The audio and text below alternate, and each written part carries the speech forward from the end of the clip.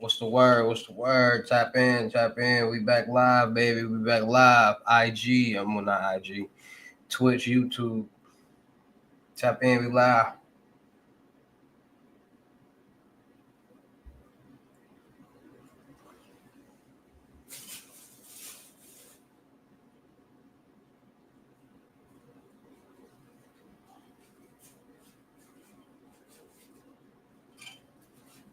Tap in, tap in, tap in.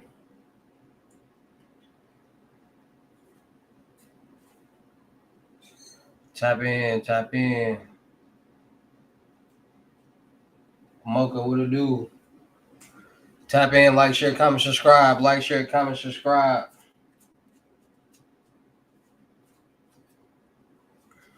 Like, share, comment, subscribe.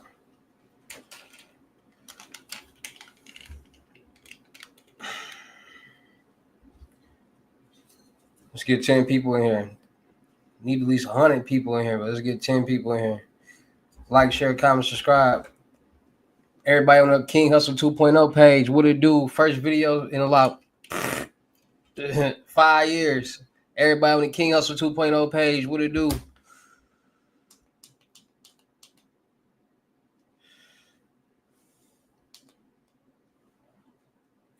Everybody on the King Hustle page, what it do? Everybody on the King Hustle Crazy Reactions. Everybody on the No Rags Just Riches page, what it do? Like, share, comment, subscribe. Like, share, comment, subscribe. Like, share, comment, subscribe. Hey, this is Matt Cox, and today's video I'm going to talk about prior to me going to prison when I first started committing fraud, and it, I'm not sure. I'm not really going to talk about when I committed a mortgage share, fraud comment, as much as subscribe. when I committed basically kind of like credit card fraud, and kind of how that developed, and and essentially what happened, kind of how I went through the process. But before we get to all that, do me a favor and subscribe to the channel, hit the bell, Subscribe to all the channels, like King the video, Hustle. and share it King with your Hustle friends, 2.0, and leave a Monkey Man, comment for King the Hustle, all algorithm. that. I was a mortgage Twitch, broker. King Hustle Live. Like, share, comment, I subscribe. started as a mortgage Shout out broker. them states, shut y'all in. 28, 29 years old, and God, things were not going well for me at all. I ended up working for. After college, I worked construction for a while. Like, share, and then I was a comment, subscribe on this video. I got my insurance license, and I was an insurance adjuster for a while, and that was a horrible job, and I got laid off one time, and another time I ended up quitting one job. I got laid off from another job, but the truth is, it was just really monotonous, and it was a lot of paperwork. It was a lot of it was not the job for me. What ended up happening was I started working construction, and I had a girlfriend that came to me, and she's told me that, look, you got to start. Can't get rich off working no job. You got to become a mortgage broker. She was working for a company that was a subprime lender, and they were doing well, or she was doing well, and so she was like, look, you've got to do this. You'd be great at this. So I did. I went and I applied for the job, and I flew out to I think it was North Carolina. I was trained for 2 or 3 days, and they flew me back, and I started at the mortgage company, and I did really well very quickly. And of course, I did very well very quickly because, like, the very first loan I did, I immediately started committing fraud. It was. I'm not going to get into exactly what happened or how it happened, but essentially, the first loan I had, it was going to go under because like one full day late. So I wanted it out, and then next thing you know, next guy that came in, he had an issue. I fixed his issue. Next thing, it just went on, and the entire industry was, extremely well. There was a lot of corruption going on. It wasn't that. Like, share, comment, subscribe, share this live, comment on this live. Though, like, let's say a year or so later, I ended up owning my own mortgage company.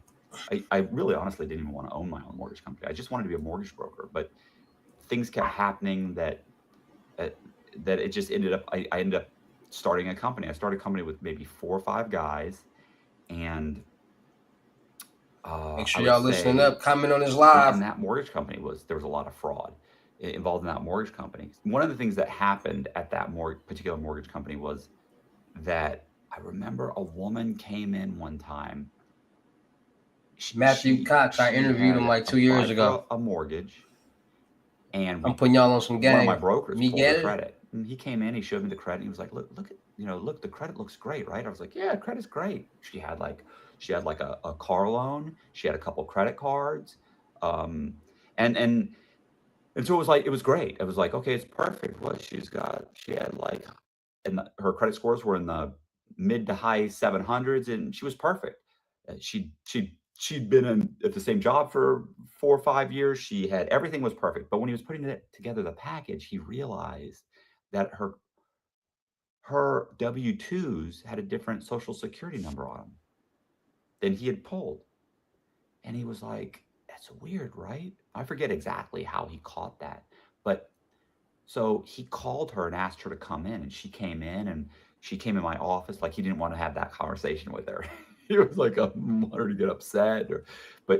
So she came in my office and sat down. I said, look, we've got a discrepancy here. And she was super nervous.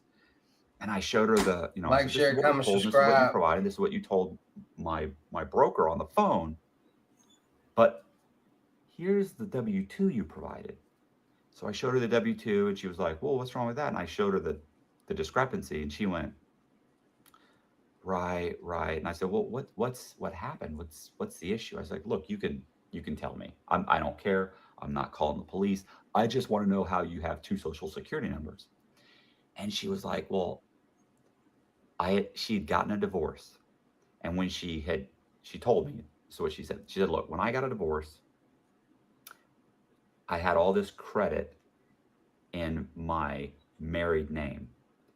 Her husband had run up all the credit cards, and they got a divorce. She probably, who knows. She said she got a divorce. They had a repo. They had an eviction. And she said that a friend of hers had told her that she should apply for her next property in her maiden name and use her son's social security number. And her son was like 1 year old or 2 years old. So she pulled her credit. She went to the apartment complex and used the son's social security number and her maiden name. And she'd been married for however many years. And because she didn't want to use she was being evicted, and she didn't want to use that address. She was like living at her family's house at that point, like her parents' house. So she used the parents' address. She used her her kid's social security number, and she used her maiden name. So the only thing that was really the same with her was her first name, that there was a credit bureau attached, was the first name and the date of birth.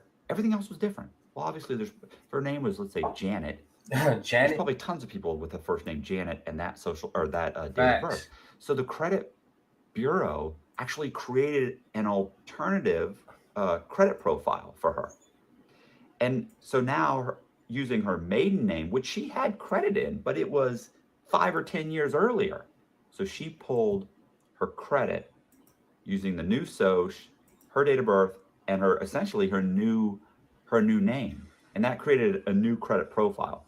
So she got the apartment, and she said after she got the apartment, she applied to get several like car loans or something. And so the salesman, like, she didn't get them. Like the salesman was like, listen, you got to get some credit. You ought to get a secured credit card. So she went out and, using her maiden name, her son's social security number, and the new address, and applied for secured credit cards, which of course she got.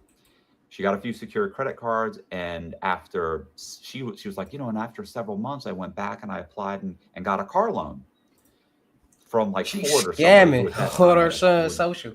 She said, I'm gonna just make me a CPN on my son's social. Secured credit card payments. And then she said after a year or so, she said, I started getting offers from credit card companies that were offering unsecured credit cards. She goes, so I got my money back from the secured credit cards, and I opened up a couple unsecured credit cards. She goes, and now I want to buy a house, and I came in and I applied for a mortgage from you guys, and you guys approved me. Only you approved me. She just built the credit on the CPN. My son's social security number. I just remember thinking, facts. Wow. I should have been thinking that people doing no babies and all types of stuff. But I remember thinking, wow, that's genius. That is amazing. She had completely created this synthetic identity.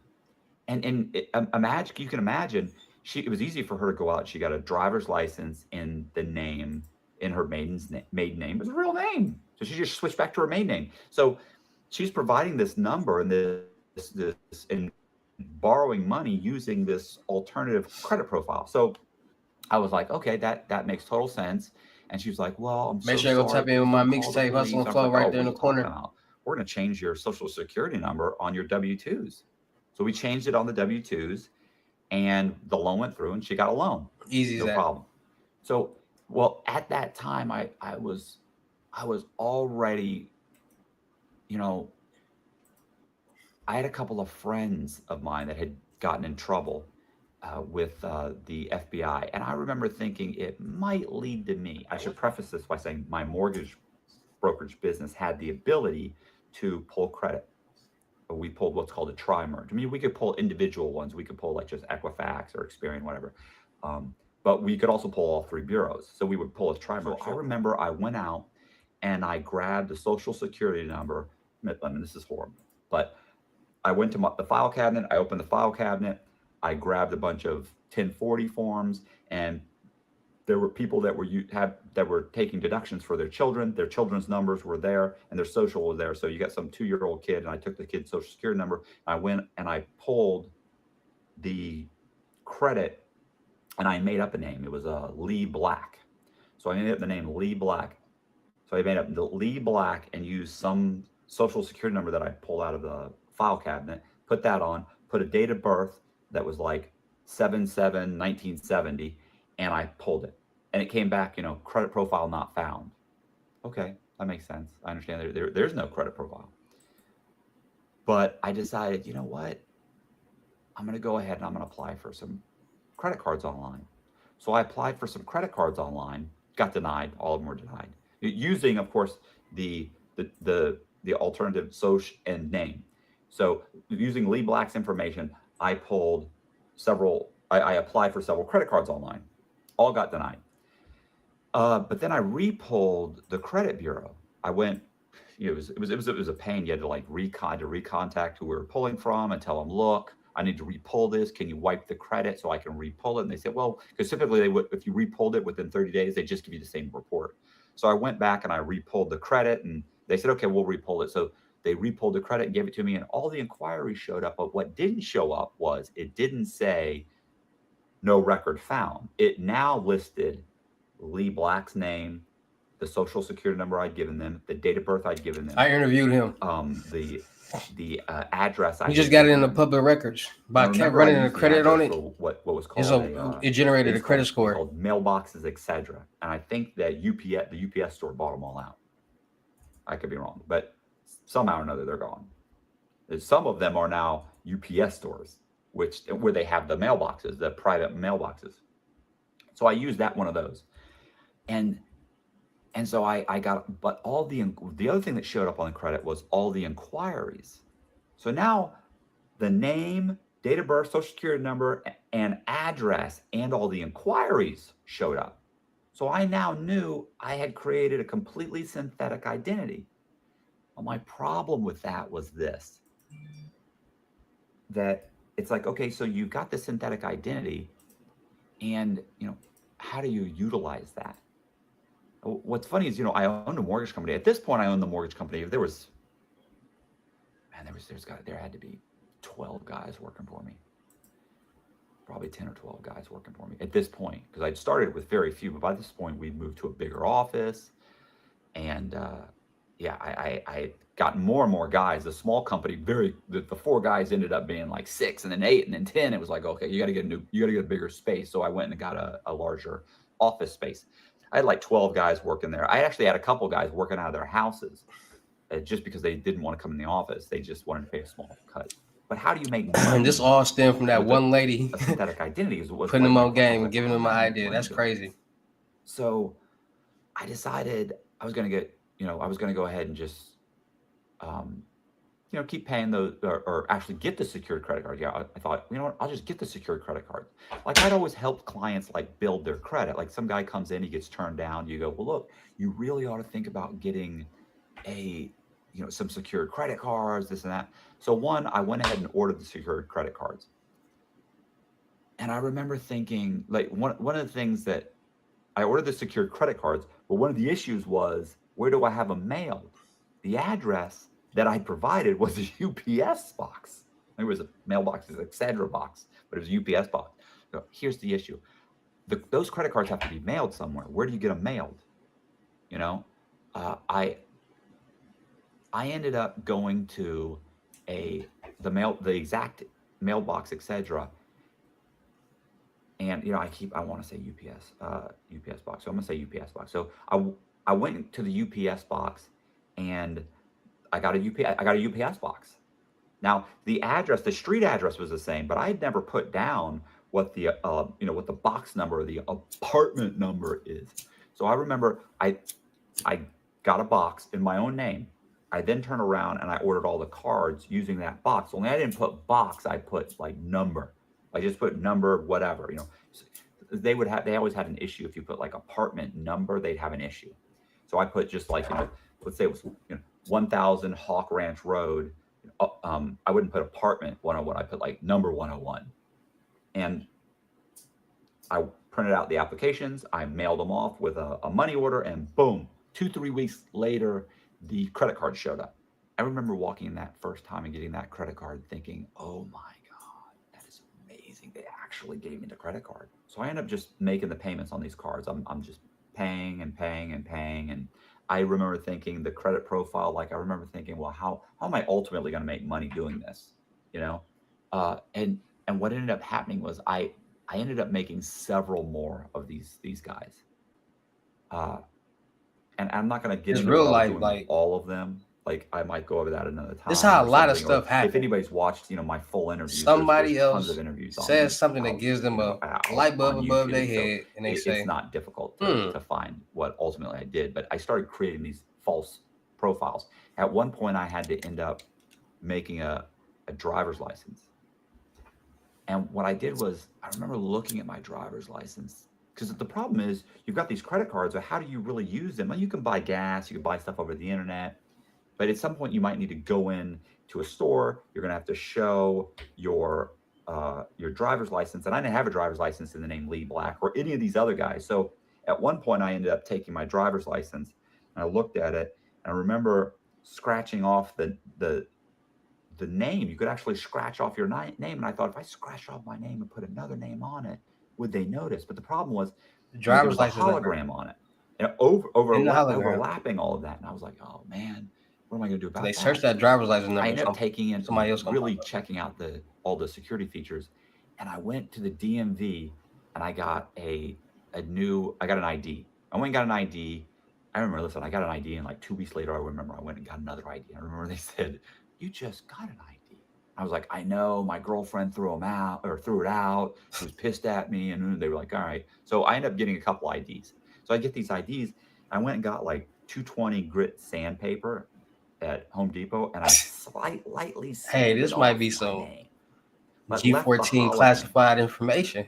Then I buffed it up. I really kind of made the hologram not so visible, but you could see it. But in certain areas, it was gone, just like it would if you kept your driver's license in your wallet or in your pocket. Those holograms wear down. I took that and I retyped all the information to Word, and I reversed the image. And so I overlaid. I remember I kept printing it out, and I'd overlay it and make sure it was in the same spot, and it wasn't. I'd tap it over one font size, and then I'd shrink the font size to make sure it tapped the right way. And then I had it the separation. I kept playing with that, and eventually I got it to it was where it overlaid perfect. But the problem is the font was laying on top of the paper. So I got a transparency. I went and bought a transparency, the same stuff like when you were a kid and they would put the transparencies on the projector. I went and bought these thin transparencies. So I got the transparencies, and I then printed the information on the transparency. The problem with that was this. The problem with printing that on the transparencies now was it was easily rubbed off, and you'd hold it up, you could immediately see that it was sitting on the transparency. So then I decided I printed it in reverse. And I went and I ordered this ultra fine transparency paper. And then I started printing all the information on the reverse. So now I have a blank ID, and I would then overlap or overlay the transparency with your name in reverse, but now you're seeing through the transparency into the actual ink, and now the printed font, the printed information, but now it's correct. It's a correct size, but it's layered between the plastic of my ID and the actual transparency. So I went, I got a like a regular glue stick, and I would glue stick. I would take the glue and I put glue on the actual ID, and then I'd overlay it and I'd line it up so that it was perfect.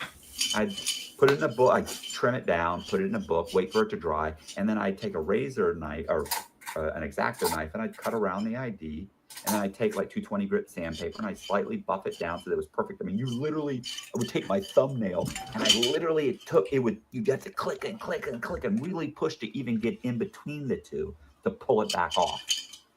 So it was that fine. You could rub it and everything. It was on there hard. And so I'd made this ID, and you could hold it up and you could look and you could still see the hologram. Now, the hologram didn't exactly go over your new name, but it was in different spots. And if you simply saw the hologram like over my face or over the Florida information, or I'm sorry, the Florida logo and all the other information, it looked perfectly real. So I at some point, now I did this for multiple guys. Like I was constantly going and getting IDs. Back then they would let you. I think they limit you to the amount of IDs. But look, the fact is walking in, giving them an excuse and trying to get the supervisor to sign off on giving you another ID. I mean, that was not difficult because it's me. I got that information. I would get multiple IDs. I'd sand off the information.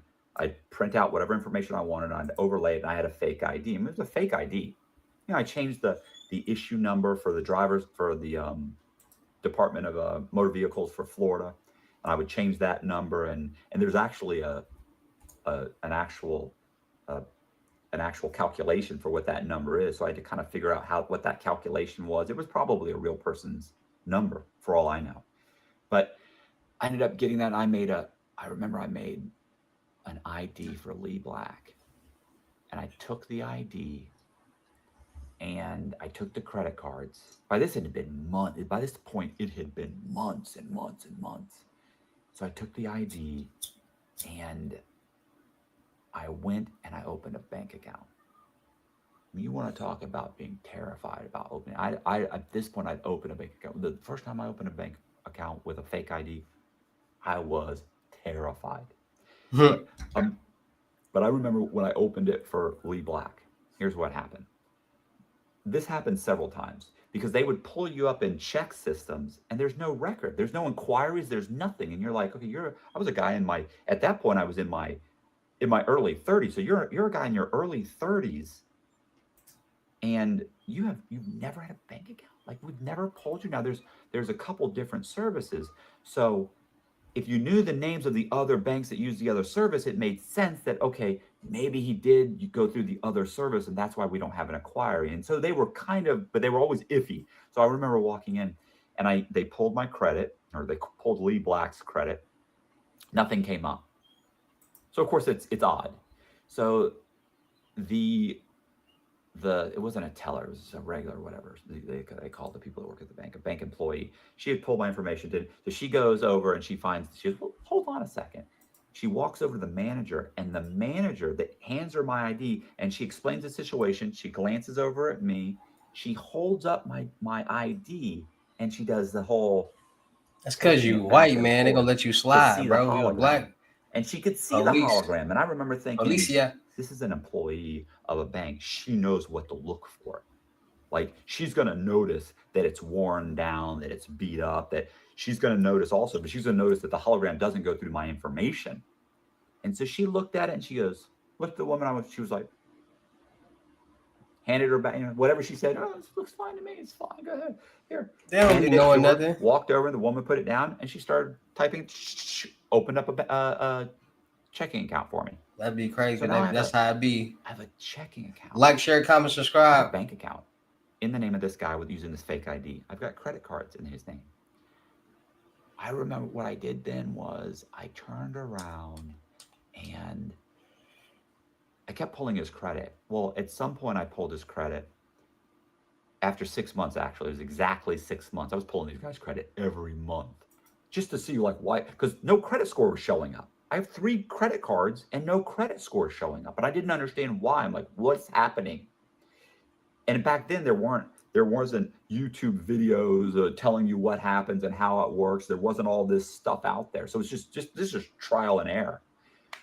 So I kept waiting. So 6 months went by. And I remember thinking, I can still use this ID. I can still use these guys. Like, I don't have to have credit scores to get a loan. It's just I'm going to get a really horrible loan. Or I could have gone FHA. I would have to make all the documents, but I could cover all that. By this point, I knew I could cover that. By this point, I'm making fake bank accounts. I'm making fake companies. I'm buying shell companies. Corporations. I'm putting up. I'm getting business numbers, and you know what's interesting about getting like a business phone number that was registered in the business directory, because that was like a thing. Like the underwriters would say, okay, well, this guy's got a business, and he has a business phone number, but it has to be listed in the business directory. It had to be listed to an actual house or an actual property where that they could call. One time we actually had one of the. Not once, we had this a few times. I actually had a business line hooked up to an abandoned house. He went all the way out. And then we went and forwarded it to another phone number, to a cell phone. So it actually went to a house that was abandoned, but you actually had an address, and you could mail stuff there, and I could actually get the mail. Point is this. Listen, there was all kinds of problems. I remember one time, not one time, why I keep saying one time, this happened all the time. I would get these credit cards, and I would order the credit cards, and I'd have them mailed to, UPS or whatever, mailboxes, etc. And of course, the credit card companies would actually say, they would actually send a letter back saying, hey, listen, we're not going to mail you the card or we can't issue the card because this is like a private mailbox. It's not an actual residence.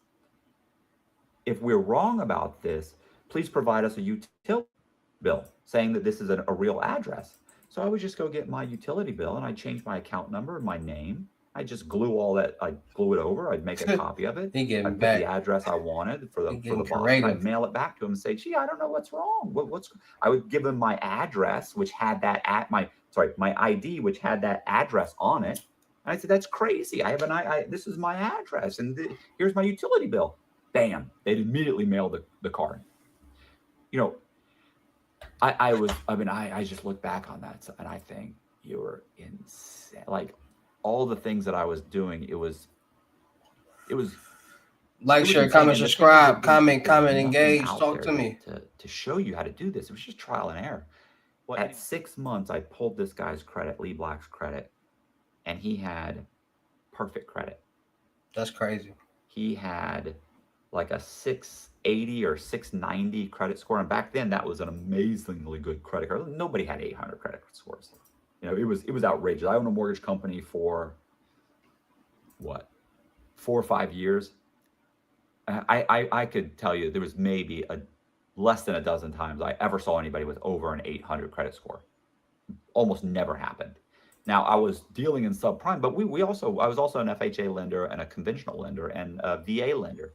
We're pulling hundreds of credit reports every day. Still, very seldomly, and now 800 is obtainable. More people have 800 credit scores. You could put anything on somebody's credit back then, anything. Now you're limited. So now Lee Black has, 600, 700 credit scores. High 600, low 700, because you get 3 bureaus. So like one of them was like 705, one's like 690, one's 695. So they're all basically 700. So he's got 700. XO, what it do? Credit cards. I turned around. Like, share, comment, subscribe. Now, I obviously bought a bunch of properties in his name. So I applied for more credit cards, unsecured credit cards. And I'm getting credit cards for $4,000. Everybody on the King Hustle, Milwaukee Man King Hustle. I went and got like a home. Hey, should I drop some more music? Should I drop some music? $1,500. And I turned Y'all want me to drop some music? I went and I got uh, I don't even know if this company still exists. It was American General Finance. So I I'm gonna went to drop a song American called General Matt Cox. and I applied for a And when we personal drop a loan, or song I called called Matt them and I Cox, applied over the phone and I got a personal loan, and it was like $7,500. No, I think it was $5,500, because I remember I turned around and I went to City. It was like a City Financial, and I got a $7,500 personal loan. And then I went to the bank and I tried to apply. And I remember I was denied at the bank. So I called a couple of banks. I finally got somebody on the phone who explained to me that the bank actually offered like a $15,000. No, it was like 15 or 12 at the I'm time. dropping some music on the King Hustle Like X1. they That's my offered like a official music page, and Milwaukee $15,000 made King Hustle. personal So make sure loan. y'all go tap And they in said with the my underwriting main requirements page were channel, that you King had to have Hustle. 3 trade Go lines. get them You had to have subscribers to over a 100 650 subscribers, credit man. score. Go You had to have subscribe to 3 King trade Hustle, my lines. You had to main be on your channel. job for Get over that 2 to 100 years. Oh, subscribers. they would lend you double whatever you made in a month. So if you made $7,000, they'd lend you 14 grand. So they would lend you up to 15 though. So if you made 8,000 and doubled it, that's 16,000. But they wouldn't lend you 16; they'd only lend you up to 15. So I just waited. I waited a year. I bought a few properties in this guy's name, made some payments. At that point, I think his credit scores had dropped. I think they were like, but they were still over 650. They were like whatever, 670, 680. And I remember calling the bank after a year and saying, "Hey, listen, I want to apply for a personal loan." So I applied for this personal loan with this guy. And so I apply for the loan. I give them all the information. They come back. They go, and I remember I made a pay stub that said he had made like $7,400. So I got a personal loan of $14,800. North Carolina, stand up, Brandon. What it do, Brandon? I couldn't believe it. I immediately thought, if it works once, it's gonna work again. So I called another bank. They did the same thing. I called another bank. They did the same thing. So now I've got essentially three $15,000 loans from this one guy. Plus I had the 7,500 plus the 5,500 plus the credit card. So then I applied for a bunch of credit cards. I got a few credit. Then I started getting denied for the credit cards. Then the next bank I had called, I got denied from them. So I realized that my credit score had dropped dramatically. It wasn't like today where if you go to a car dealership and they pull 10 different, your credit on 10 different banks, within 30 days, they'll consolidate it to one. And here, every single time you pulled it, you got seven to 10 different points, 7 to 10 points came off your score. So very quickly, my score dropped dramatically, and I started getting denied for everything. Well, at that point, I also bought a bunch of houses and refinanced those houses. And I had made a few payments. So took all this money out, and I made a few payments, and I let it all go into foreclosure. I made a couple of payments on these loans, and I had a bank account, so I just deposited all the money into the bank account and pulled the money out in cash or in cash slowly. I pulled the money out in cash because I knew at that point if I had pulled out over $10,000, then they were going to fill what's called a CTR, a cash transaction report, or they could even file a suspicious activity report. So I was continuously pulling out cash, little here, little there. And I had a debit card, and then I would buy stuff. I just write a check. Nobody's looking for this guy. It's not like it's a stolen identity. It was a completely synthetic identity. So I did that, and the whole thing went into foreclosure and went into collections, and I threw away the cell phone, and it was just, threw away the cell phone. Done. Like he said, I'm done with all that. I did that with multiple people, multiple synthetic identities. Used to call them phantom borrowers. Actually, the newspaper really kind of coined that phrase too. They called them. We used to call them investors. Really, we used to call them like investors. Well, when they were buying houses, but a lot of them, some of them didn't even buy houses. It was just credit card fraud, and it was synthetic identity. And synthetic identity at that time wasn't even a thing.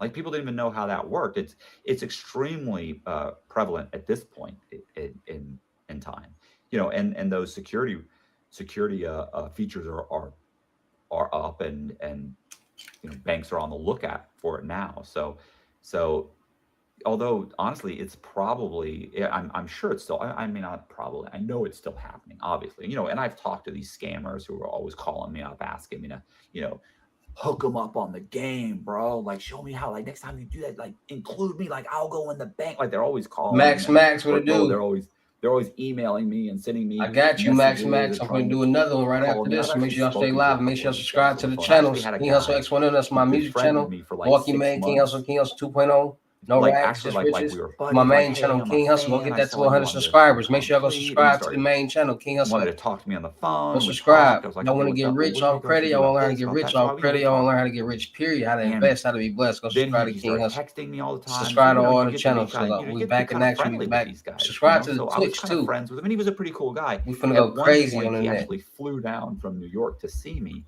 and as soon as he flew down, we went and had met at Starbucks, and we weren't talking 4 or 5 minutes before he started asking me if I would basically help him commit a fraud. And it was just like, Help him commit a fraud. What? Yeah, man, I want you to, hook me up, bro. Help me out. Help me do this. Help me do that. It was like, well, are you serious? I'm like, I realized right away that was the only reason he had been talking to me and we were friends and we were cool and everything was he was trying to get me into a position where he could ask me to help him commit fraud. That's what he wanted. He wanted me to help him commit fraud.